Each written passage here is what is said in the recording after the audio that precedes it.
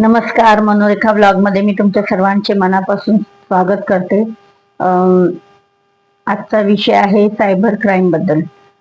हल्ली भरपूर असे अनोळखी कॉल, म्हणजे बऱ्याच लोकांना अनोळखी कॉल येतात, काहीतरी सांगतात आणि त्यांना ते पैसे ट्रान्सफर करायला सांगतात. असे भरपूर घटना घडत आहेत.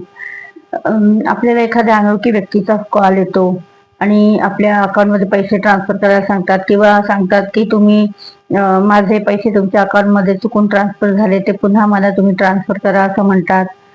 तर आणि आपल्याच व्यक्तीचा चेहरा, म्हणजे आपल्याच नातेवाईक असो किंवा आपल्या घरच्यांचा चेहरा सेम तसं काही करतात ते, आणि शरीर रिकाम, म्हणजे काहीच नाही ते शरीरावर, आणि आपल्याला घाबरण्याचा प्रयत्न करतात आणि आपण काय करतो ते लगेच आपले पैसे ट्रान्सफर करतो.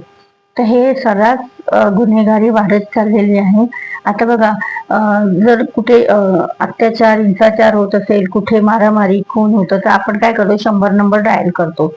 पण अशा गुन्ह्यासाठी आपल्याला समजतच नाही काय करावं, कुठे जाऊन तक्रार करावी. त्या संदर्भातच बोलणार आहे. सर्वात अगोदर तुम्ही आपला आधार कार्ड वगैरे, कुणाला आधार कार्ड असू दे किंवा पॅन कार्ड, अनोळखी व्यक्तीला तर देऊच नका, जवळजवळ देऊच नका. पूर्ण माहिती केल्याशिवाय काहीच तुम्ही तुमचं पाठवू नका. आणि दुसरी गोष्ट, एखाद्या व्यक्तीचा कॉल येतो तर लगेच आपला त्यांना OTP नंबर शेअर करू नका, पासवर्ड टाकू.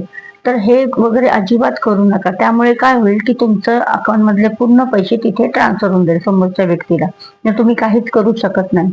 तर हे सर्व थांबवायचं आहे. आणि दुसरी गोष्ट, कसे आपले मेहनतीचे पैसे असतात, मग अशा लोकांना का आपण हे करायचे.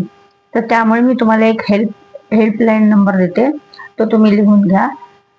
1930 1930 नंबर आहे. जेव्हा तुमच्या बरोबर असं काही होतं तर तुम्ही या नंबरवर कॉन्टॅक्ट करा आणि ते तुम्हाला पूर्ण हेल्प करतील, म्हणजे तुम्ही या गोष्टी मधून मार्ग काढू शकाल. पोलीस स्वतः त्याच्यासाठी करतील काम. तर हे व्हिडिओ तुम्ही तुमच्या ओळखीमध्ये, नातेवाईकांना किंवा मित्रपरिवाराला हा व्हिडिओ पाठवा, म्हणजे जास्तीत जास्त हे गुन्हे होण्यापासून वाचतील. आणि या नंबरवर कॉल करून माहिती द्या. धन्यवाद.